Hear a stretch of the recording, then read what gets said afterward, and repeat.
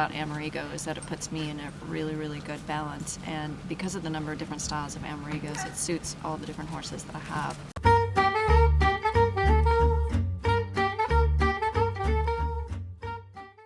I'm Doug Payne here, and this is my wife Jess. Hi everyone. And we're going to tell a little bit about our background. And I got my start eventing just as a child. It's something we grew up with, and ultimately began in Pony Club. And my family's been deeply involved. My sister is also a professional rider, and my mom is as well. And she does a fair bit of judging at the Olympics and the World Equestrian Games, and nearly every 4-star in the world at this point.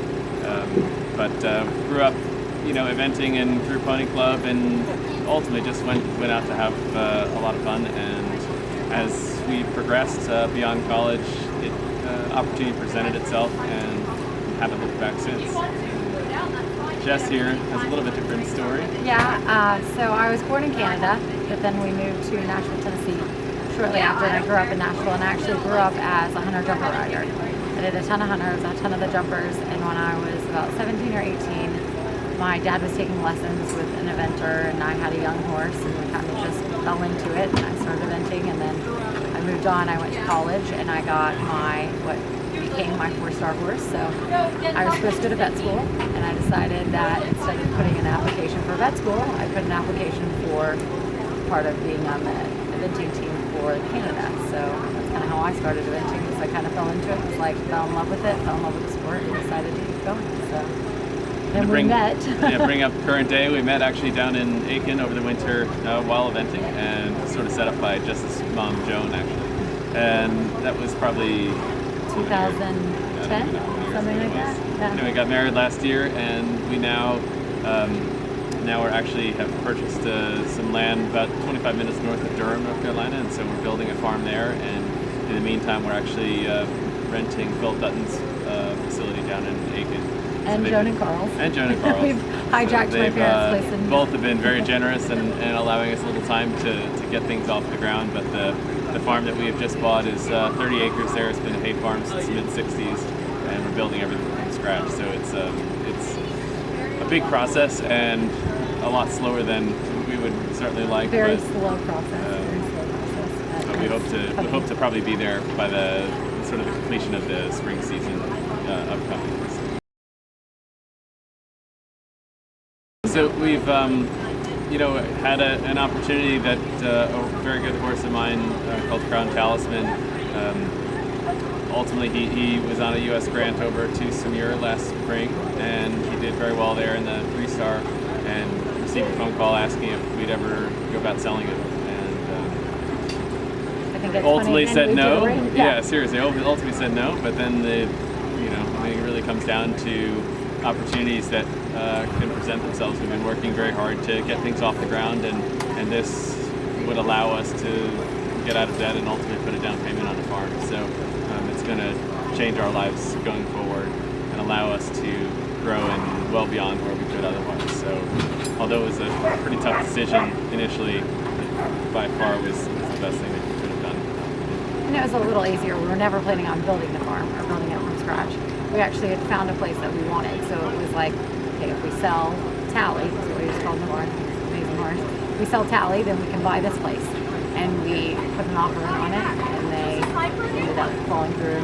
They didn't want to sell it, or didn't want to sell it for the price that we had offered. So then we started looking around and realized that we could actually build better and bigger and more land on our own and actually be less money. So we decided, okay, well, why not? Let's build it from scratch. And so it's going to be 28 stalls with a derby field and a 100 by 250 arena, and then a place for our girls to live and a place for us to live, and probably the gallop track and everything. So we were very lucky also through our wedding, unbeknownst to Holly Matt, who's our architect, and she had offered very generously to do a site plan for us for our wedding. And at the time I was like, this is obviously very generous, but we're not going to years and years and years away from actually being able to do something. And after Callie sold, it was like pick up the phone and said, okay, Holly, you offered it. Let's get going. So she's been instrumental though in helping us design and build this place. along with our excavators and our Sure. ring people, because Yeah, they no offered doubt the about same it. thing. A guy I rode for in Jersey said the same thing. Oh, as a wedding present, I'd love to help you out if you ever want to build a ring or whatever else. I think all these people had no idea we were going to build this place like in the next year. So we're like, great. You know that offer you said? Here we come.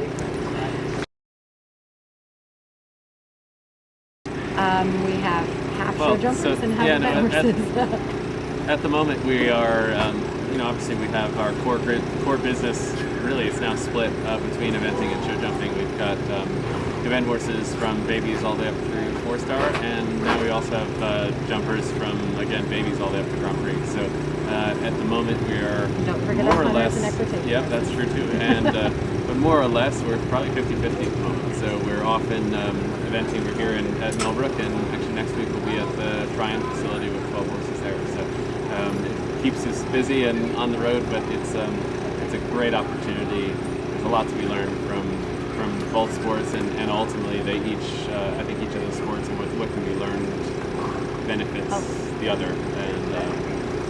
And it's been really amazingly helpful now that the Triumph facility has just opened up, and that's equidistant from the farm that we're building and in Aiken where we are now. So we're lucky enough that we're able to take advantage of it. And a number of the horses that are here competing this weekend have been there, and ultimately you're dropping them into the middle of the circus. It's there's a ton of stuff happening, and it allows, I think, the horses to become a lot more accustomed to sort of charged or electric environments, and you come then to a place like this, and it's just not that big of a deal. Quieter.